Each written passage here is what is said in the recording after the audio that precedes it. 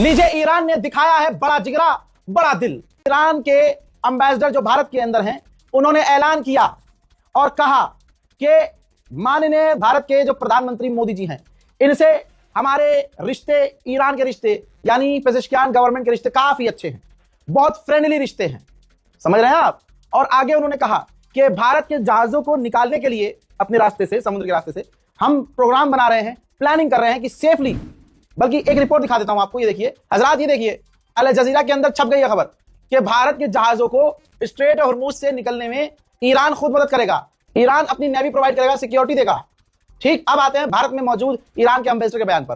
उन्होंने कहा कि 4 से 5 मरतबा भारत के विदेश मंत्रालय के द्वारा, विदेश मंत्री के द्वारा हमारे विदेश मंत्री से फोन पर लगातार बात हुई है।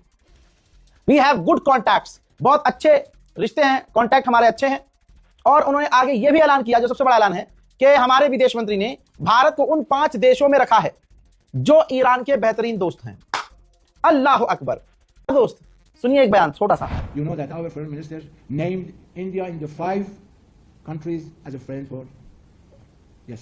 अमेरिका के डेमोक्रेटिक सेनेटर ने कहा है कि डोनाल्ड ट्रंप की जो ये महंगी जंग है, ये अपने मुल्क अमेरिका में महंगाई और बेरोजगारी बढ़ा रही है। गुलाबी सुअर को पहले ब्रिटेन ने झटका दिया, फिर ऑस्ट्रेलिया ने, अब जापान ने। जापान ने कहा कि अभी हमने कोई फैसला नहीं किया है कि स्ट्रेट ऑफ हॉर्मुज में अपने हम माइन क्लीनर्स भेजें या वॉरशिप भेजें या अपनी फौज भेजें, हमने अभी कुछ डिसाइड नहीं किया।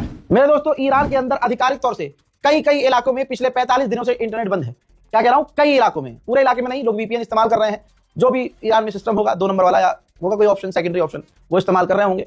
लेकिन कुछ इलाकों में 45 दिन हो चुके हैं, इंटरनेट बंद है। ईरान को लेकर पाकिस्तान के प्रधानमंत्री शहबाज शरीफ ने जापान की पीएम से फोन पर बात की है। मेरे दोस्तों, ईरान ने कहा है कि अभी तक हम इस पूरी 40 से 45 दिन की जंग में 1000 लोगों को जैसे तैसे जिंदा मलबे से बचाकर निकाला है। लीजिए, रूस का ही बयान आ गया। रशिया ने क्लियर कह दिया, क्रिमिनल ने, कि ये जो बैरिकेड लगा रहा है अमेरिका स्ट्रेट ऑफ हॉर्मुज में, इससे ईरान पर फर्क नहीं पड़ेगा, बल्कि मार्केट पर ही फर्क पड़ेगा और हर चीज महंगी होगी। वहीं फ्रांस और ब्रिटेन मल्टी नेशन प्रोग्राम बना रहे हैं कि कई सारे देशों को मिलकर स्ट्रेट ऑफ हॉर्मुज पर बात करने के लिए ईरान को मजबूर किया जाए।